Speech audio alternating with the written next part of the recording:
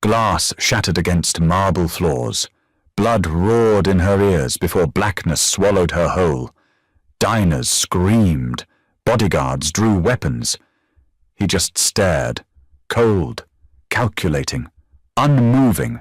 A ruthless underboss never cared about collateral damage.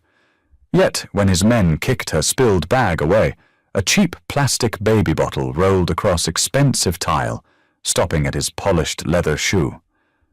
Something shifted inside him. One tiny object broke an empire's rules. This is how monsters fall.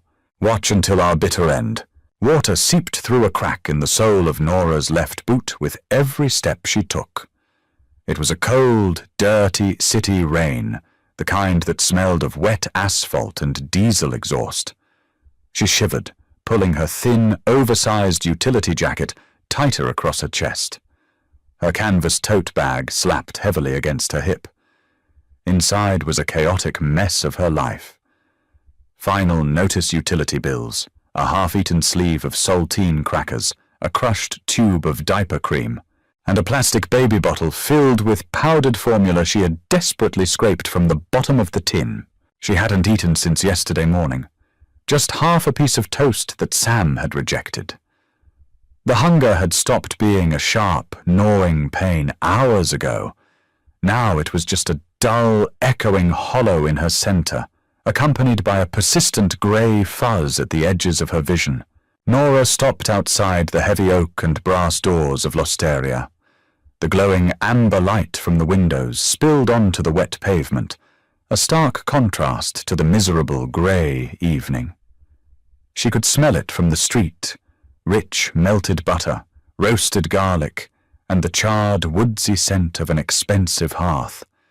Her stomach gave a violent, painful cramp. She pressed a hand to her abdomen, swallowing down a sudden surge of sour saliva. She shouldn't be here. The restaurant was strictly reservations only, catering to a clientele who wore watches that cost more than she would make in a decade.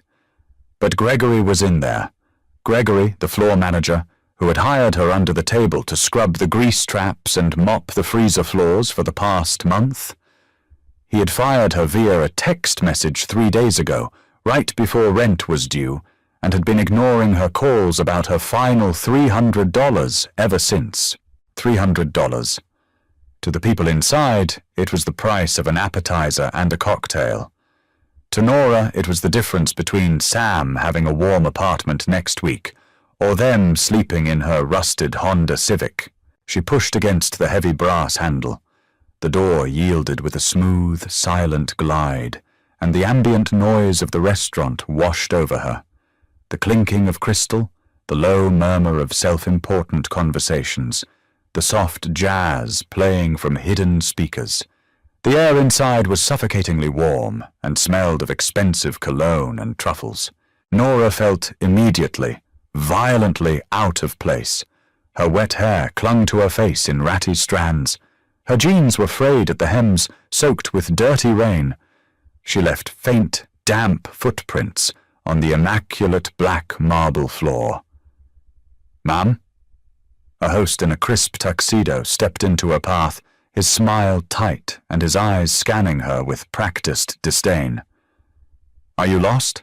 The delivery entrance is in the alley." "I need to speak to Gregory," Nora said. Her voice sounded thin, reedy. Her throat was bone dry. "Mr. Davis is currently attending to our VIP guests. If you'll just—" Nora didn't listen. She stepped around the host, her eyes scanning the dimly lit dining room. The layout felt like a maze of velvet booths and stark white tablecloths. Every step felt like walking through deep mud. Her heart began to hammer against her ribs, a rapid, fluttering rhythm that made her chest ache. Hypoglycemia. A distant voice in her head noted. "You're crashing." She spotted him. Gregory was hovering near a large, secluded corner booth, a bottle of wine cradled in his hands. He was sweating, bowing his head obsequiously to the men seated around the table. Nora forced her legs to move. Just get the money. Just get the envelope and leave. She didn't look at the men at the table. She only focused on Gregory's balding head. But as she drew closer, the environment seemed to warp. The low light of the chandeliers flared into blinding, sickly yellow halos. The jazz music twisted into a distorted hum in her ears. "Gregory!" she croaked, reaching out. Gregory turned, his eyes widening in horror as he registered her presence. He opened his mouth to hiss an order, but Nora never heard it. The floor abruptly tilted at a 45-degree angle. Nora grabbed for the nearest solid object to keep from falling. Her fingers curled around the edge of a mahogany tray stand. It wasn't bolted down. Gravity ripped her downward. The stand tipped, taking a silver tray of full wine glasses with it. Crystal shattered against the marble with a deafening crash. Red wine exploded outward like a crime scene. Nora hit the floor hard, her knee taking the brunt of the impact, sending a blinding flash of pain up her thigh. Her canvas tote bag hit the ground violently, tipping over and vomiting its contents across the expensive tiles. The restaurant fell dead silent. The jazz music played on, oblivious. Nora lay there, the cold marble pressing against her burning cheek.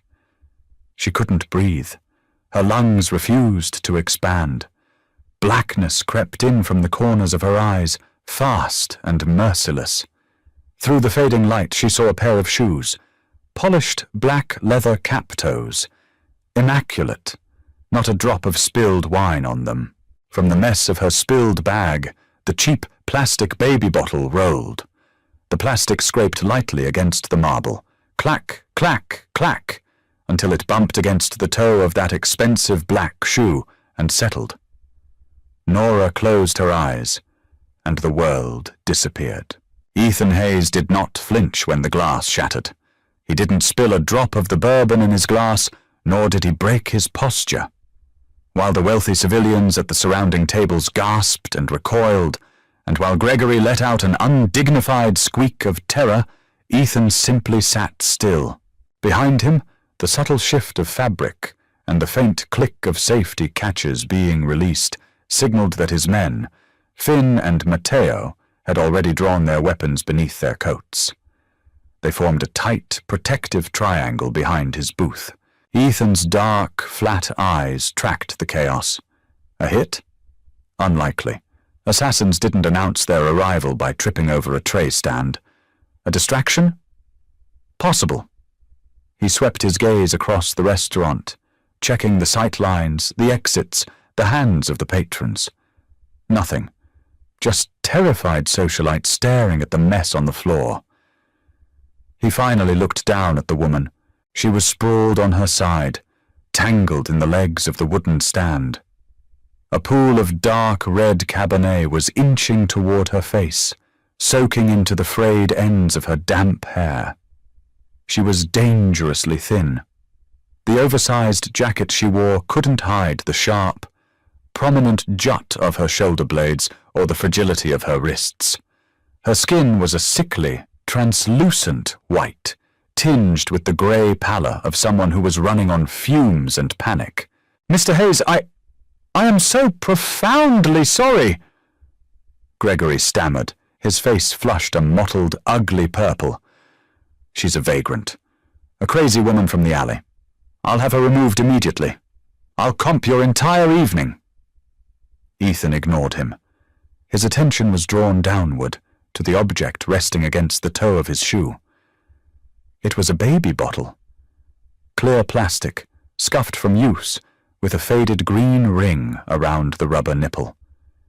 Inside, a milky, off-white liquid sloshed gently. Ethan stared at it. It was a profoundly mundane object, entirely alien in his world. He dealt in shipping manifests, hollow-point ammunition, unmarked bills, and leverage. The presence of a child's bottle at his feet felt like a glitch in reality. He glanced at the spill from her bag. A cheap plastic comb with broken teeth. A wallet held together by duct tape. A crumpled piece of paper that looked like a pawn shop receipt. Get a busboy out here to clean this up! Gregory snapped, snapping his fingers frantically at a terrified waiter. And call the police! Have this trash arrested for trespassing! No police, Ethan said. His voice was quiet, a low, gravelly baritone that barely carried over the hushed whispers of the room. Yet it hit Gregory like a physical blow. The manager froze, his mouth hanging open.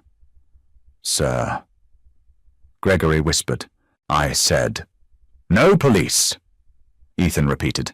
He didn't look at Gregory. He looked at Finn. Sweep her, then get her off the floor, the back office. Boss, she could be wired.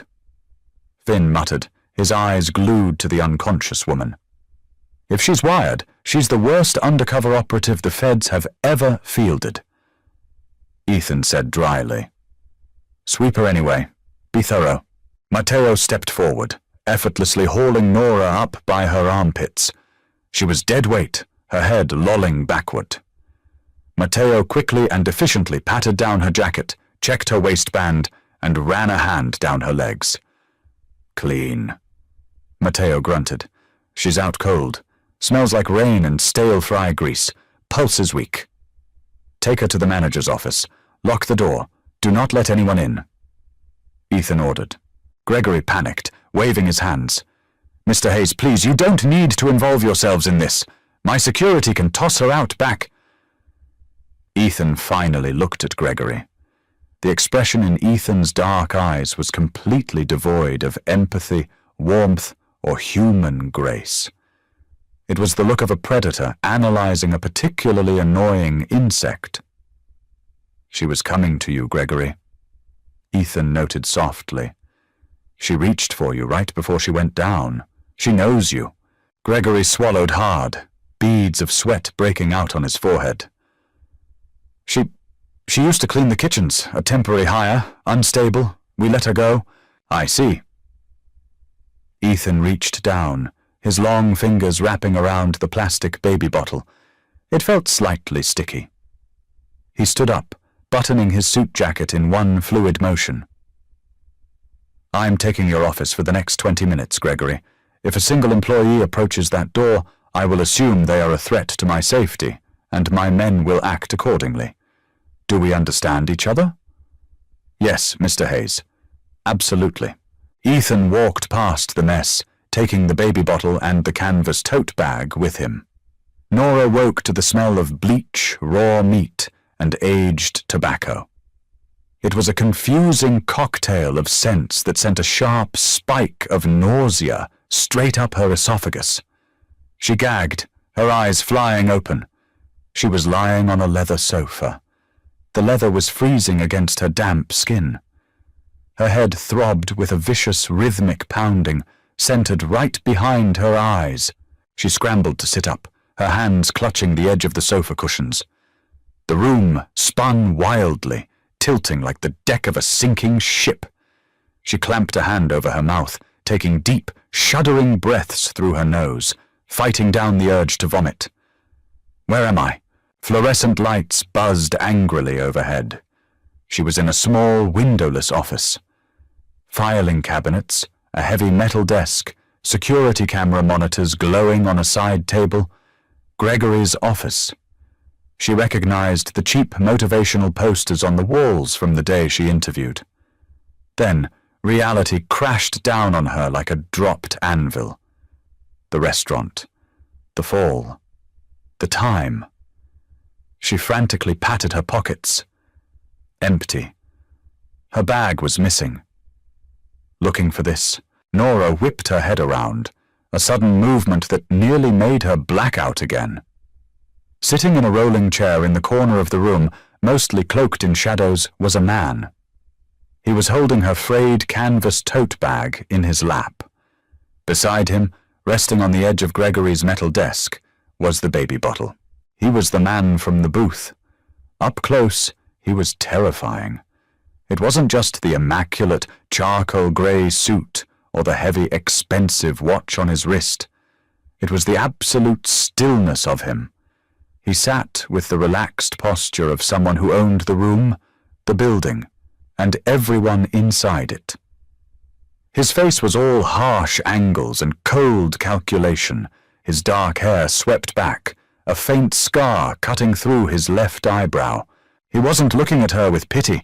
He was looking at her like she was an algebra problem he couldn't quite solve. "My bag!" Nora gasped out, her voice raspy. She swung her legs off the sofa, her boots hitting the scuffed linoleum.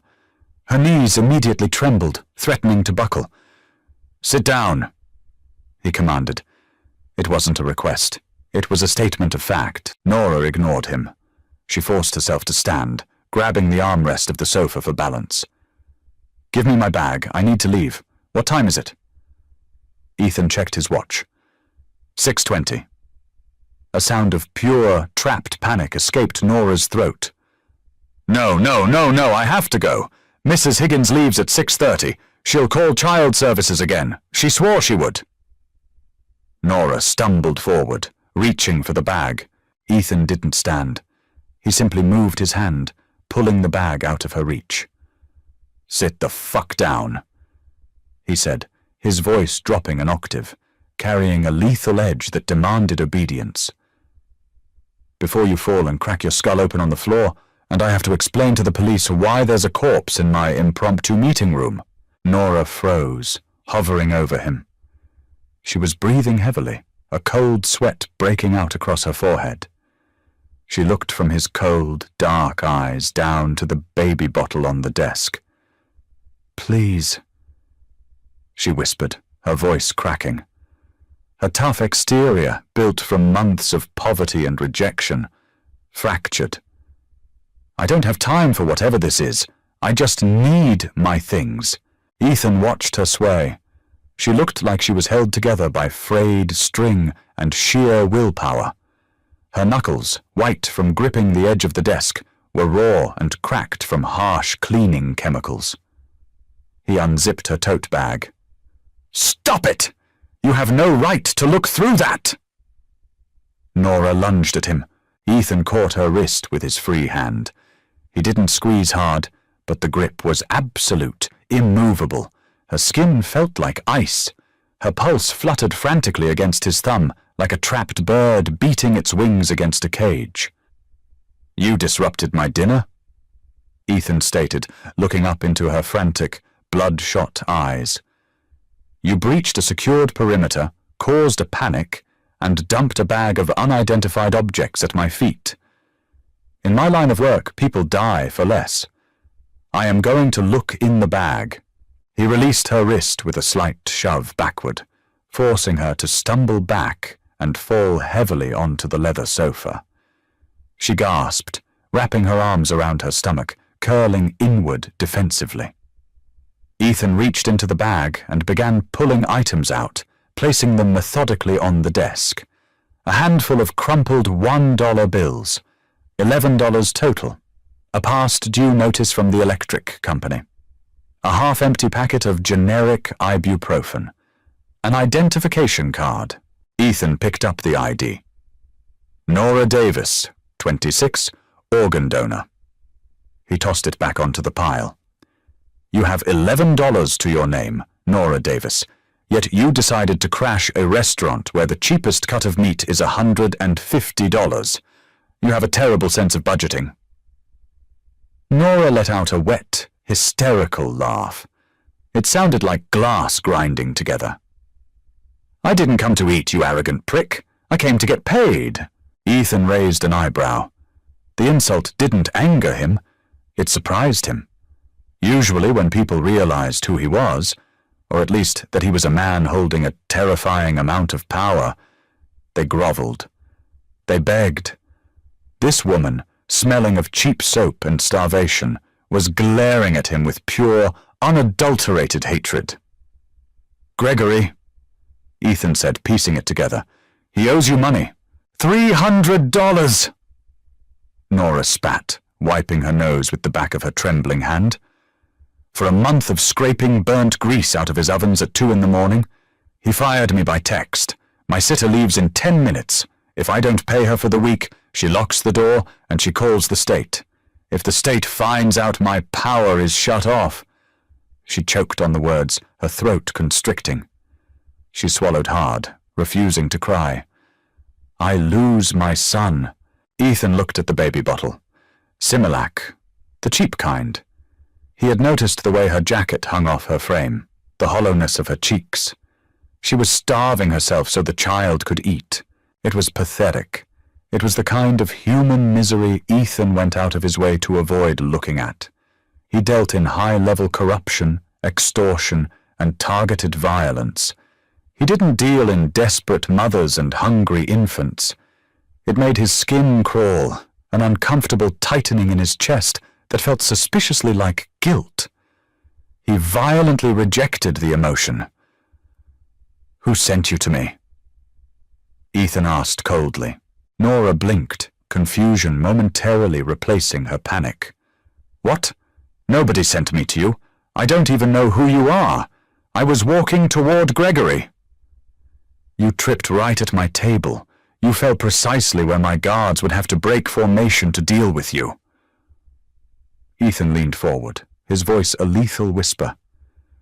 If I find out you're a scout for the Romanos, evaluating my security detail— Are you insane? Nora interrupted, pushing herself up from the sofa. The dizziness was back, but adrenaline was burning through it.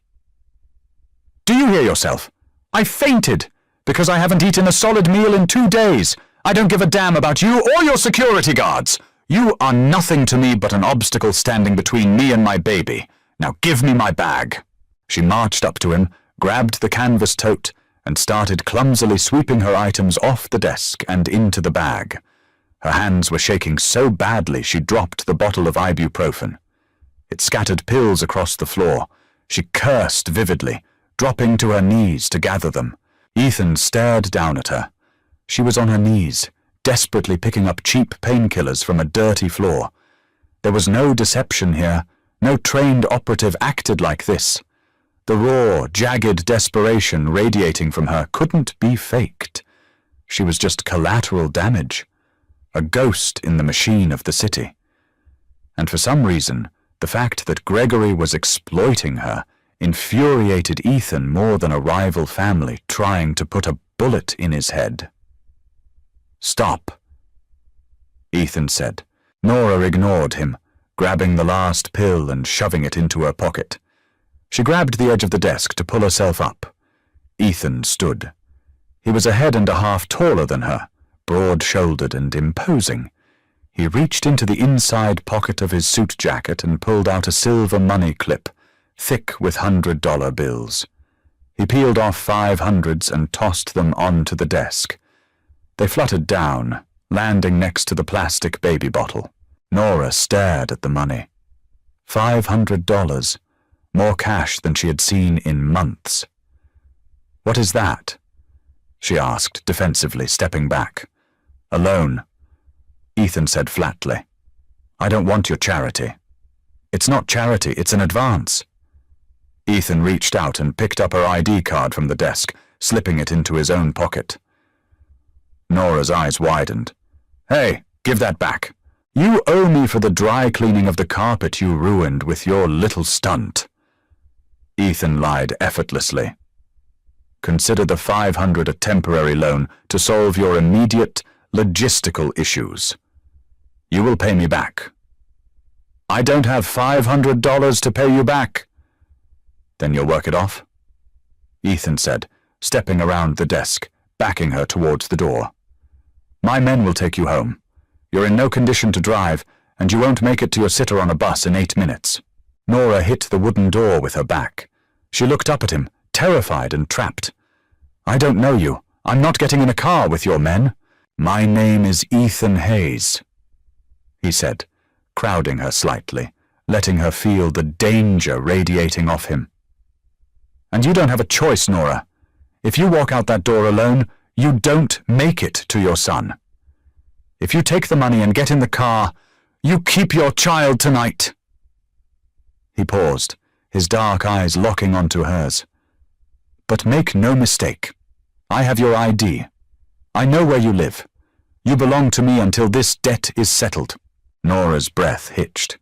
She looked at the cold, beautiful monster standing in front of her, then over his shoulder at the baby bottle resting near the cash.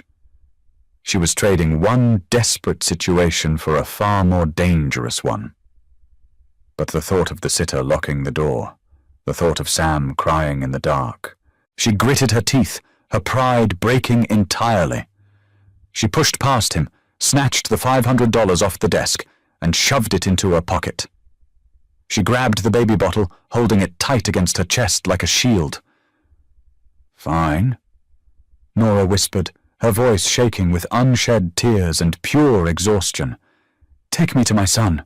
Ethan watched her, an unreadable expression settling over his harsh features. He had just bought a ghost.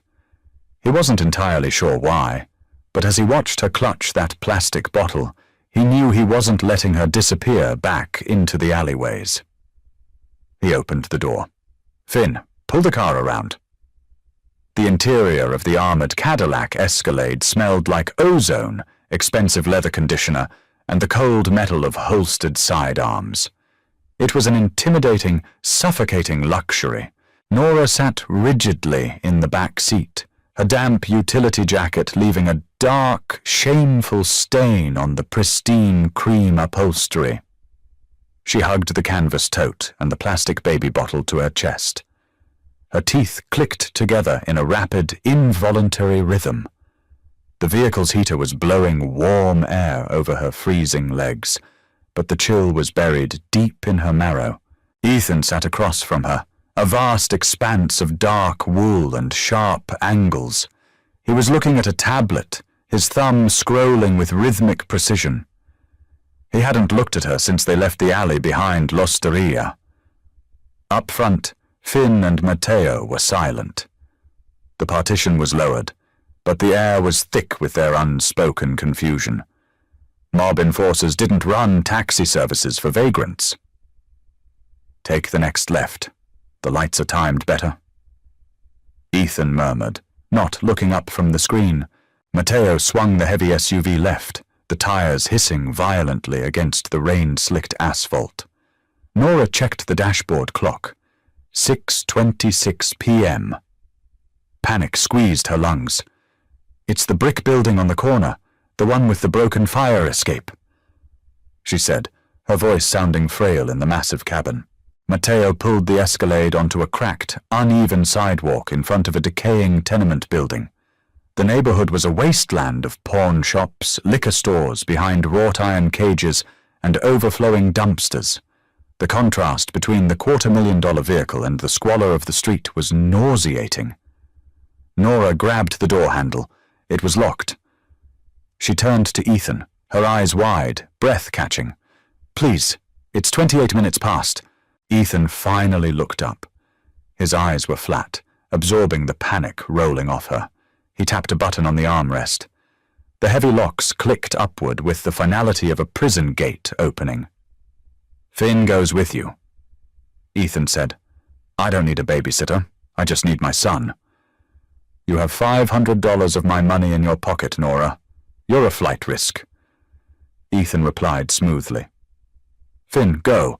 Finn, a massive wall of a man with a broken nose and cauliflower ear, grunted and opened the passenger door.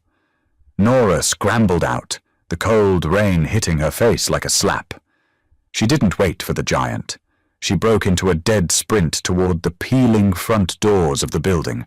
She took the concrete stairs 2 at a time, her wet boots slipping dangerously, ignoring the screaming protest of her bruised knee. "Apartment 2B." She pounded on the door.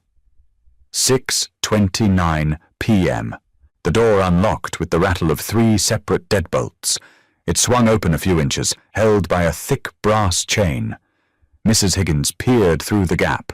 She smelled of cheap menthol cigarettes and wet cat food. "You're late," the older woman rasped, exhaling a cloud of grey smoke into Nora's face. "I'm sorry. The buses—" "I don't care about the buses, Nora. I told you I'm done. The kid cries too much, and you owe me for last week." Mrs. Higgins moved to shut the door. "I'm calling the caseworker." "No, wait." Nora shoved her foot into the crack of the door, the wood biting painfully through the wet canvas of her boot. She dug frantically into her pocket with shaking fingers, pulling out the crumpled wad of $100 bills. She shoved one through the crack. Mrs. Higgins stopped. Her eyes locked onto the crisp, oversized bill. It was more money than Nora had paid her in 3 months combined. "I have it," Nora choked out, tears of sheer relief burning her eyes. "Here, take it. Keep the change. Just give me Sam, please." The chain rattled off. The door opened. Nora practically fell into the suffocating, smoke-filled living room. In the corner, sitting in a cheap, plastic laundry basket lined with a faded blanket, was Sam. He was 10 months old, wearing a threadbare onesie. His face was blotchy and red from crying, his tiny fists balled tight. When he saw her, his lower lip quivered, and he let out a broken, hiccuping wail. "Sammy!" Nora sobbed. She dropped to her knees, scooping the small, warm weight of him into her chest. He smelled like sour milk and unwashed cotton, but to Nora it was the only scent that tethered her to the earth. She buried her face in his fine, sparse hair, rocking him violently. "I'm here, baby. Mama's here. I'm sorry. I'm so sorry." Mrs. Higgins snatched the $100 bill, holding it up to the bare hallway bulb to check the watermark. "Don't bring him back on Monday. Find someone else." Nora didn't answer. She didn't care. She had him. A shadow fell over the doorway. Finn stood there, filling the entire doorframe. He looked at the squalid apartment, the chain-smoking old woman, and then down at the shivering mother clutching her baby on the stained carpet. His hard, brutalist features twitched slightly. "Time to go, lady." Finn rumbled. Nora tightened her grip on Sam, grabbing the tote bag and the baby bottle. She stood up, her legs trembling under the sudden added weight. She walked past Mrs. Higgins without a word, stepping out into the cold hallway where Finn waited. She was a mother walking into a cage, but at least she wasn't walking alone. The hallway outside Nora's 4th-floor apartment smelled of boiled cabbage and old damp. The single fluorescent bulb overhead flickered erratically, casting sickly, strobe-like shadows against the peeling yellow wallpaper. Nora dug her key out of her pocket, balancing Sam on her left hip. The baby was exhausted, his cheek pressed flat against her collarbone, his breathing wet and ragged. Finn stood 2 paces behind her. He hadn't spoken since leaving the Escalade. The lock stuck. Nora swore under her breath, jiggling the key frantically. The metal gave way with a harsh scrape, and she pushed the door open. Blackness greeted her. Absolute, freezing blackness. Nora flipped the light switch on the wall out of pure muscle memory. Nothing happened. The dead click echoed in the small space. She stood frozen on the threshold. The ambient temperature in the apartment was colder than the hallway. She could see her own breath pluming faintly in the dim light spilling from the corridor. The electric company hadn't waited until Monday. They had cut the power today. "Lights out," Finn noted gruffly. I need a flashlight. Give me a second." Nora stepped inside. "Hold on." The voice didn't belong to Finn. It was lower, sharper. Nora turned. Ethan Hayes was standing in the hallway, his immaculate wool overcoat unbuttoned. He had followed them up. He looked profoundly out of place, a wolf wandering into a dilapidated rat's nest. He pushed past Finn, stepping over the threshold into Nora's apartment. He pulled a heavy tactical flashlight from his coat pocket and clicked it on. The harsh white beam cut through the dark, violently illuminating Nora's reality. It was a studio apartment. A mattress laid directly on the floor in the corner, covered in mismatched, thin blankets. A tiny kitchenette consisted of a rusted sink, a miniature fridge, and a hot plate. There were no toys, no pictures on the walls, just the brutal, suffocating architecture of poverty, Ethan swept the beam across the room. He hated disorder. He operated an empire built on meticulous ledgers, calculated risks, and absolute control. This room was a monument to failure. It was chaotic. It was unsafe. The flashlight beam settled on Nora. She was standing in the center of the room, shivering violently, her arms wrapped tight around the baby. The infant whimpered, shifting uncomfortably against the cold dampness of her jacket. "You don't have power," Ethan stated. The fact was undeniable, but saying it aloud made it concrete. "I'll pay it tomorrow," Nora said quickly, defensively. "With the money. I just need to call them in the morning. We'll be fine tonight. We have extra blankets." Ethan looked at the mattress. The blankets were threadbare acrylic. The temperature in the room was already dipping below 50 degrees. By 3 a.m. it would be a refrigerator. "The water?" Ethan asked. Nora hesitated. "It's connected to the electric pump in the basement. It's off." "So you have no heat, no light, and no running water to mix the formula for the child?" Ethan moved the flashlight beam to the plastic baby bottle sticking out of her tote bag. "How exactly are you feeding him tonight, Nora? Are you mixing the powder with bottled water and feeding him cold milk in a freezing room?" Nora flinched as if he had struck her. Shame, hot and acidic, burned the back of her throat. "Get out! You made sure I didn't run. I have your money, and I will do whatever manual labor you want me to do to pay it back. But you don't get to stand in my home and judge me. I own your debt." Ethan replied, his voice dangerously soft. "That means I own the collateral, and right now my collateral is standing in a freezing room, risking pneumonia for herself and her child because of stubborn pride." "It's not pride, it's survival," she snapped back, her voice breaking. Sam startled at her volume, letting out a sharp, frightened cry. Nora immediately hushed him, pacing the small floor space, bouncing him desperately. "Shh, baby, I'm sorry. Mama's sorry."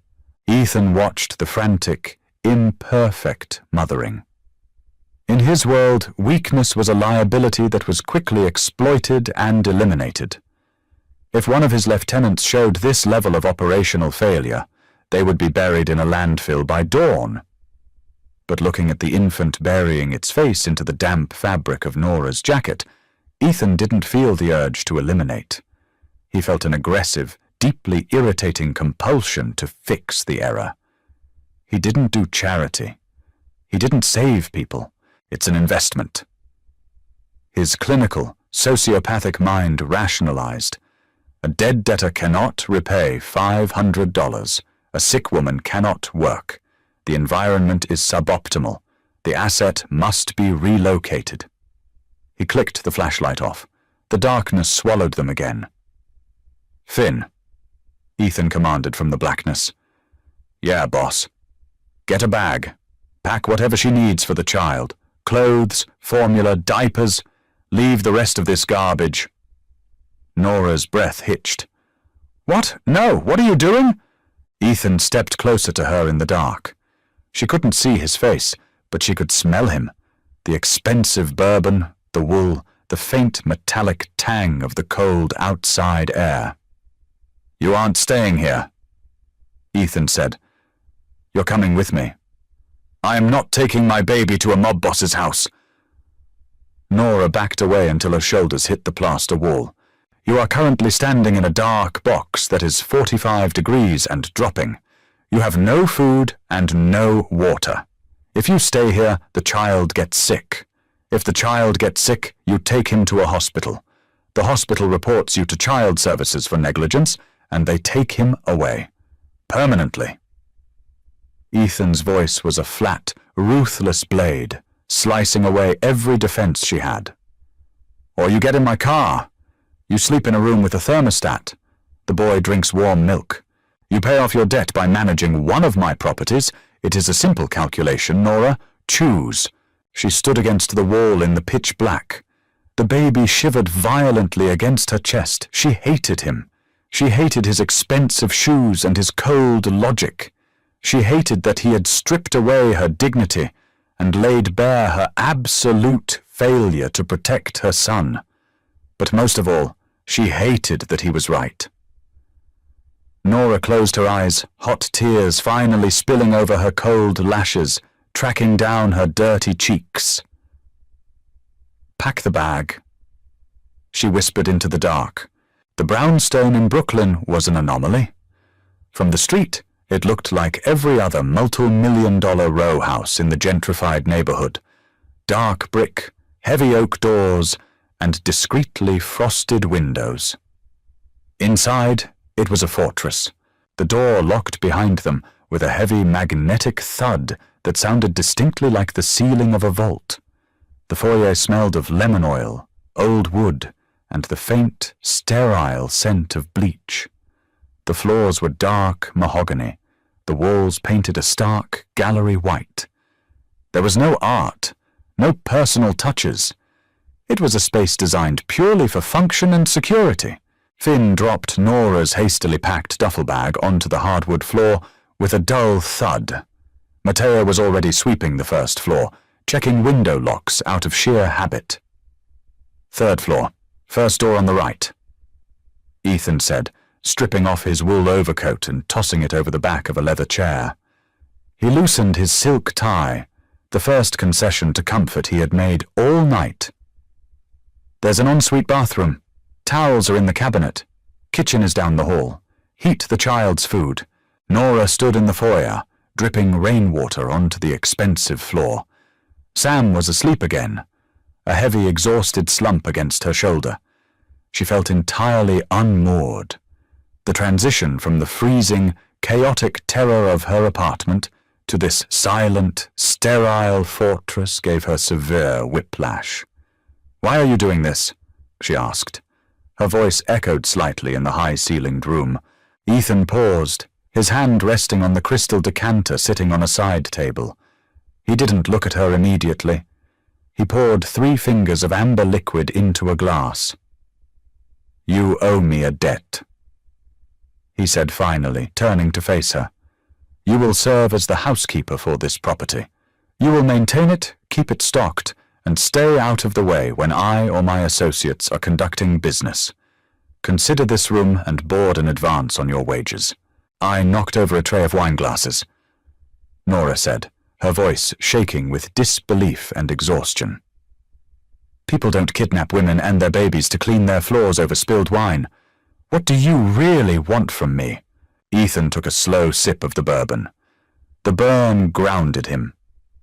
She was right, of course. It was an absurdly illogical move. Keeping a civilian, a mother no less, inside a secured safe house was a massive operational vulnerability. If the Romanos found out, they would use her as leverage. He looked at her. Her wet hair was plastered to her skull. Her eyes were sunken, bruised with exhaustion. She was holding the child so fiercely her knuckles were white. She looked like a cornered animal, expecting the killing blow at any moment. "I don't want anything from you, Nora, other than a clean kitchen and quiet," Ethan said, his voice dropping to that cold, dangerous register that demanded an end to the conversation. "Don't flatter yourself into thinking you're part of some grand conspiracy. You were a mess on my floor. I abhor messes. Now I am fixing it. Go upstairs and feed the boy." He turned his back on her, walking toward the heavy oak doors of the study. Nora watched him go, her heart pounding a frantic rhythm against her ribs. She didn't trust him. A man like that didn't do favors. He bought assets. He collected debts. And now Shay and Sam belonged to him. But as she climbed the heavy wooden staircase, her boots sinking into the plush runner, the ambient heat of the house wrapped around her like a physical blanket. Her shivering finally stopped. She opened the door to the room. It was massive. A king-sized bed dominated the center, piled high with thick, white down comforters. Heavy blackout curtains covered the windows. The silence in the room was absolute. Nora laid Sam gently on the center of the massive bed. He didn't stir, his small chest rising and falling in an even rhythm. She stared at him for a long moment, the crushing weight of the day finally pressing down on her spine. She walked into the pristine, marble-tiled bathroom and turned on the faucet. Hot water rushed out instantly. She washed her face, watching the dirt and grease from the restaurant kitchen swirl down the drain. She looked at herself in the mirror. A ghost. A tired, desperate ghost who had just sold herself to the devil.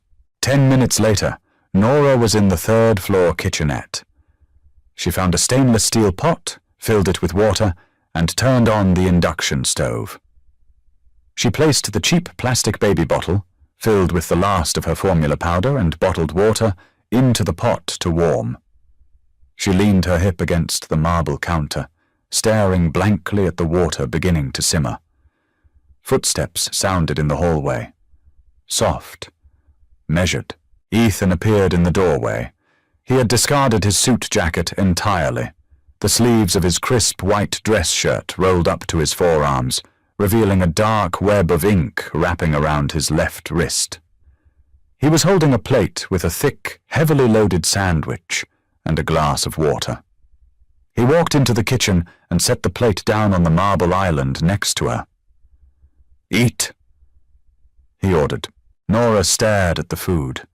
Thick slices of roasted turkey, sharp cheddar, fresh bread.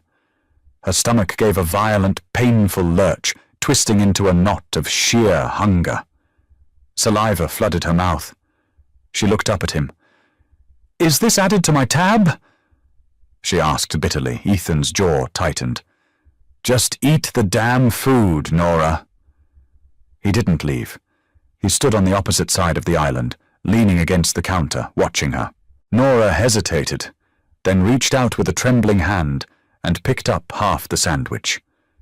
She took a bite. The taste of actual solid food was so overwhelming she closed her eyes, a small, pathetic sound escaping her throat. She ate fast, desperately, the manners of polite society stripped away by starvation. Ethan watched the frantic way she consumed the food. He looked from her to the cheap plastic bottle sitting in the boiling water. In a world defined by blood, iron, and absolute ruthlessness, the sight of the worn bottle bobbing in the expensive pot felt like an anchor. It was completely out of place. Just like him. Just like her. Nora finished the sandwich in less than 2 minutes. She reached for the bottle, pulling it from the water and shaking it. She tested a drop of the milk on the inside of her raw wrist. It was perfectly warm. She looked across the marble island at the mobster who had bought her life for $500. "Thank you," she said.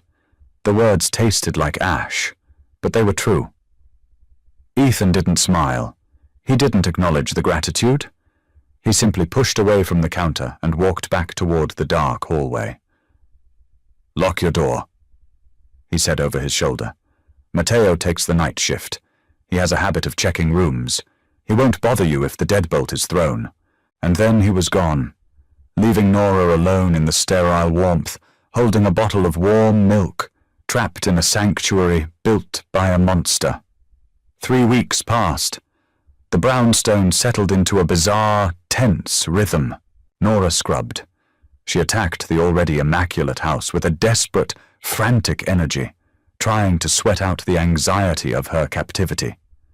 She learned the exact chemical smell of the stone sealer used on the foyer marble.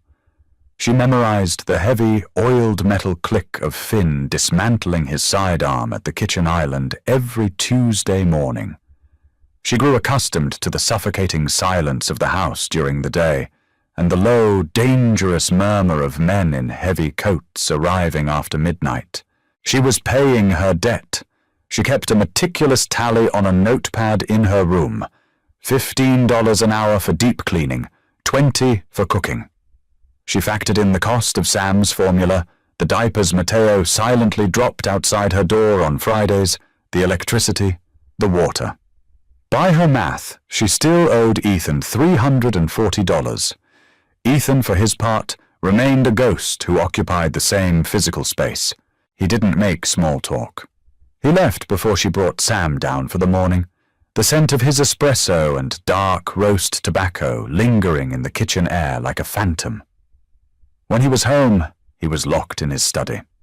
The first time their worlds actually collided was on a rainy Thursday afternoon. Nora was in the massive living room, a bottle of lemon polish in one hand and a microfiber cloth in the other. Sam was on the floor, doing his wobbly, uneven army crawl across an authentic Persian rug that probably cost more than Nora's life insurance policy. The front door unlocked with its heavy magnetic thud. Nora froze, her rag hovering over the mahogany coffee table. Ethan walked in. It was 2 p.m., an odd time for him to return. He wasn't wearing a suit jacket. His white shirt was unbuttoned at the collar, his tie missing. He looked tired, the sharp angles of his face cast in harsh shadows by the grey light filtering through the windows. He stopped in the archway of the living room, his dark eyes landing on the baby. Sam had stopped crawling. The infant sat up, a threadbare stuffed rabbit gripped in one chubby fist, and stared at the towering, terrifying man. Nora's breath caught. She stepped forward, her maternal instinct screaming to snatch her child off the floor, but she forced herself to stay still. Ethan hated sudden movements. Ethan stared at the boy. The boy stared back. Then Sam dropped the rabbit. He let out a loud, wet babble, slapped his hands against the expensive wool rug, and began aggressively crawling toward Ethan's polished leather shoes. "Sam, no!" Nora gasped, rushing forward. She wasn't fast enough. Sam reached Ethan's feet, grabbed the crisp crease of the man's suit trousers with his sticky, formula-coated fingers, and pulled himself up to a wobbly stand. The baby let out a triumphant squeal, grinning a gummy, open-mouthed smile up at the mob boss. Nora stopped dead, 2 feet away, her heart hammering against her ribs. She waited for the reprimand, for the cold, dismissive command to remove the child. Ethan looked down. He didn't pull his leg away. He didn't brush the sticky hand off his trousers. He just stood entirely still, looking at the small, fragile weight leaning against his shin. Slowly, deliberately, Ethan crouched down. His knees cracked slightly in the quiet room. He was now eye level with Sam. The contrast was jarring, the hardened, scarred face of a killer inches away from the soft, unblemished cheeks of an infant. Ethan reached out. His hand, large and calloused, scarred across the knuckles, hovered over Sam's head. Then, with a hesitant, almost jerky motion, he laid his palm flat against the baby's fine hair. Sam leaned into the touch, letting out a soft coo. Ethan's jaw tightened. A muscle jumped in his cheek. He looked up, his dark eyes locking onto Nora's terrified face. The expression in his eyes wasn't cold, it was fractured. For a split second, the impenetrable armor cracked, revealing a profound, terrifying isolation underneath. "His grip," Ethan murmured, his voice scraping like gravel. "It's getting stronger." He didn't wait for a reply. He stood up smoothly, adjusting his cuffs. He stepped around the baby, completely ignoring the damp handprint left on his trousers, and walked down the hall toward his study. Nora sank to her knees on the rug, pulling Sam tightly into her chest, burying her face in his neck. She smelled baby powder and the faint, lingering scent of Ethan's sandalwood cologne. Her hands shook. She realized with a sickening drop in her stomach that she wasn't just afraid of Ethan Hayes anymore. She was starting to understand him. And that was far, far more dangerous. The illusion of safety shattered at 3:14 a.m. on a Sunday. Nora was jolted awake by the violent slam of the heavy oak front door. It wasn't the usual controlled thud. It was a desperate, panicked crash that vibrated through the floorboards of her third-floor bedroom. Then came the voices. "Keep pressure on it! Damn it, keep your hand flat!" Finn's voice, a gravelly roar stripped of its usual stoicism. "I got him! I got him! Get the kit from the kitchen!" Matteo, breathless and frantic. Nora sat up, her blood turning to ice water. She looked at Sam's crib. He was fast asleep, dead to the world. She threw back the covers, her bare feet hitting the cold hardwood. She didn't think. Instinct, raw and chaotic, took over. She ran down the dark staircase, her oversized sleep shirt billowing around her knees. She hit the foyer and stopped dead. The air smelled violently of copper, ozone, and wet wool. Ethan was slumped against the white gallery wall. His dark overcoat was thrown on the floor. His white dress shirt was completely soaked, plastered to his left side in a massive, expanding stain of blackish red. He was breathing in shallow, wet gasps. His face was grey, the skin tight over his cheekbones, his eyes glassy and unfocused. Matteo had both hands pressed hard against Ethan's ribs, his own hands slick with blood. Finn was tearing through the kitchen cabinets, the sound of breaking glass and swearing echoing down the hall. "He's slipping, Finn! The artery's nicked!" Matteo yelled, panic raising his pitch. Nora didn't run away. She didn't scream. The years of poverty, of panic, of managing crises with nothing but adrenaline and duct tape kicked in. She pushed off the bottom stair. "Move!" she ordered. Matteo looked up, startled. "Nora, get back upstairs." "I said move!" She dropped to her knees on the marble floor beside them. She didn't care about the blood soaking into her bare legs. "You're pressing on his ribs, not the wound. You have to pack it." She shoved Matteo's hands aside. The heat of Ethan's blood was shocking. It coated her palms instantly. She found the tear in the fabric, slipping her fingers inside the wet shirt. The wound was jagged, deep. A bullet graze that had torn through muscle and found a vein. Ethan let out a harsh, guttural groan as her fingers pressed directly into the torn flesh. His eyes snapped open, locking onto her face. His hand shot out, his bloody fingers wrapping around her wrist in a vice grip. "Nora!" he choked out, his breath hot and metallic against her face. "Go! Away! Shut up!" she snapped, her voice shaking but her hands steady. She pressed down with all her weight, the heel of her hand digging violently into his side. "Finn, where is the gauze?" Finn slid across the foyer floor, dumping a green tactical medical kit next to her knees. "Here. Open it. Give me the hemostatic dressing. The yellow packet." Now, for the first time in his life, the massive enforcer took an order from a 110-pound woman in an oversized t-shirt. He ripped the packet open. Nora didn't hesitate. "Matteo, hold his shoulders down. This is going to hurt him." She pulled her hand away, the blood instantly welling up. She shoved the chemically treated gauze directly into the wound, packing it tight. Ethan roared. It was an animal sound, raw and agonizing. His back arched off the floor, his muscles snapping taut. He squeezed Nora's wrist so hard she felt the bones grind, but she didn't flinch. She kept her weight fully on his side, leaning over him, her hair falling into her face. "Look at me," she demanded, her voice cutting through his pain. "Ethan, look at me!" His eyes found hers, blown wide, swimming in agony. "Breathe," she ordered. "Just look at me and breathe. I've got it. I've got it." He stared at her. He saw the absolute terror in her eyes, warring with an unbreakable, stubborn defiance. She had blood on her face. Her hands were buried in his chest. In the middle of his violent, chaotic world, she was the only solid thing. The bleeding slowed. The hemostatic gauze did its job.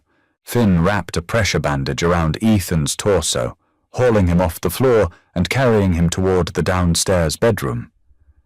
Matteo followed, barking orders into a burner phone for a private doctor. Nora was left alone in the foyer.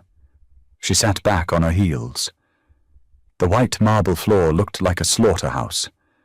Her hands were stained dark crimson. The smell of copper was so thick she tasted it on her tongue. She started shaking, a violent, full-body tremor that rattled her teeth. She was in too deep. The illusion was gone. This wasn't a strict landlord and a housekeeper. He was a monster who bled, and she was the woman pressing her hands into the wound. She looked down at her bloody palms. She should be terrified. She should be packing her bag and running into the night. But as she sat in the blood, the only thought echoing in her mind was a desperate, fierce prayer that he wouldn't die. The morning sun cut through the gaps in the kitchen blinds, painting harsh, bright lines across the marble island. Nora stood at the sink, running her hands under scalding hot water. She had scrubbed them raw with dish soap and a bristle brush, but the faint, rusty shadow of blood still clung to the cuticles of her fingernails. The house was dead quiet. The private doctor had come and gone hours ago. Finn and Matteo were standing guard outside, smoking in the cold morning air. A heavy, shuffling footstep sounded in the hallway. Nora turned off the water, drying her raw hands on a towel. Ethan stood in the doorway. He looked terrible. He was shirtless, his chest and torso wrapped heavily in thick white bandages. The skin around his eyes was bruised, a sickly yellowish purple. He was leaning heavily on a wooden cane, his knuckles white. He didn't say anything. He walked slowly, painfully, to one of the high stools at the kitchen island and sat down. He looked at the coffee pot. Nora didn't ask. She grabbed a mug, poured it black, and set it on the marble in front of him. "Thank you." His voice was a rasp, completely devoid of its usual lethal authority. "You shouldn't be out of bed," Nora said quietly. She didn't move away. She stood on the opposite side of the counter, leaning her weight against the lower cabinets. Ethan took a slow sip of the coffee. His dark eyes flicked up, meeting hers. The barrier between them was gone. The cold, calculating distance he always maintained had bled out on the foyer floor. He reached into the pocket of his sweatpants. He pulled out 2 items and set them on the marble counter, sliding them across the smooth surface toward her. Her state-issued ID card. And a piece of paper, folded in half. Nora picked up the paper. It was her handwritten ledger, the tally of her debt. At the bottom, where the remaining balance $340 was written, Ethan had drawn a thick, heavy line through the number in black ink. Underneath, he had written one word: settled. Nora stared at the paper. Her chest constricted, a sudden sharp panic flooding her lungs. "What is this?" she asked. Her voice cracked. "Your debt is paid," Ethan said flatly. He stared into his coffee mug. "I had Finn secure an apartment in Queens. First and last month's rent is handled. The utilities are in a fake name, fully paid for a year. You leave today." The silence in the kitchen became a physical weight. This was it. The freedom she had been violently, desperately craving for 3 weeks. She had her son. She had a home. She was free of the monster. She looked at the ledger. Then she looked at the empty space on the counter. Beside the coffee pot sat Sam's cheap plastic baby bottle, freshly washed and drying on a rack. Right next to it, resting on the marble, was a hollow point 9mm bullet Finn had accidentally dropped from his magazine last night. Plastic and lead, a mother and a killer. "Why?" Nora asked. Ethan finally looked at her. The exhaustion in his face was profound. "Because you put your hands in my blood, Nora. You stepped into my world. If you stay here, my enemies will eventually find out about you. About the boy. They will use you to gut me. I will not allow that to happen. You are a liability. I saved your life last night, and that is precisely why you have to go," he said, his voice dropping to a harsh, ragged whisper. "I am a dead man walking, Nora. I have been for 10 years, but when I was bleeding out on that floor, all I could think about was the fact that my blood was ruining your hands." He closed his eyes, a muscle feathering in his jaw. "I have never cared about collateral damage, but I care about you, and that makes me weak. Leave before my weakness gets your son killed." Nora stood perfectly still. The logic was sound. It was the calculus of a mob boss. Cold, protective, ruthless. She picked up the state ID card. The plastic felt cold against her raw fingertips. She looked at her own face in the terrible DMV photo. A desperate, terrified girl who would do anything to survive. But she wasn't that girl anymore. She had walked through the fire. She had seen the monster bleed, and she had packed his wounds. Nora set the ID down on the counter. She reached out and picked up her handwritten ledger. Slowly, deliberately, she tore the paper in half. The sound of tearing paper was deafening in the quiet kitchen. Ethan's eyes snapped open. He stared at her, shock radiating off his harsh features. She tore the pieces again, dropping the shredded paper into the trash can beside the sink. "Nora, what are you doing?" "Math," she said. She crossed her arms over her chest, lifting her chin, looking the underboss of the Brooklyn Syndicate dead in the eye. "You owe me, Ethan. You owe me a life. I held your artery closed. My hands are stained. You don't get to buy me off with a cheap apartment in Queens to ease your conscience. You don't understand the danger. I survived a freezing apartment with no food and a crying baby, while a floor manager ignored my calls." Nora interrupted, her voice steady, hard as iron. "I know danger, but I also know that out there nobody is coming to save us." "In here? You would burn the city down before you let anyone touch my son." Ethan stared at her, entirely disarmed. The lethal predator was utterly paralyzed by a woman in an oversized sleep shirt. "You're insane," he breathed out. "I'm a criminal, Nora. I kill people." "I know," Nora said simply. "And I know how to get blood out of the marble." She walked around the kitchen island. She didn't hesitate. She stepped into his space, smelling the iodine, the coffee, the sweat. She reached out, laying her raw, red hand gently against the uninjured side of his jaw. His skin was warm. Ethan stopped breathing. He leaned into her palm, a microscopic shift, yielding entirely to her touch. The monster surrendered. "You aren't sending me away, Ethan," Nora whispered, her thumb brushing against the rough stubble on his cheek. "We're staying." Ethan looked at her, the darkness in his eyes shifting, making room for something terrifying and deeply, permanently human. He raised his hand, wrapping his heavy, scarred fingers over hers, holding her hand against his face. The plastic baby bottle rested quietly beside the bullet. Two different worlds, irreversibly fused together in the quiet light of a Brooklyn morning. When survival collides with power, the lines between captive and savior blur completely. Did Nora make the right choice staying with a monster, or did she just seal her own fate in the underworld? Drop a comment below and let us know if you think this dark romance will survive the cartel wars. If you felt every heartbeat of this gritty story, hit that like button, share it with your fellow drama addicts, and subscribe to our channel. Ring the notification bell so you never miss the next intense, emotional ride. See you in the next story.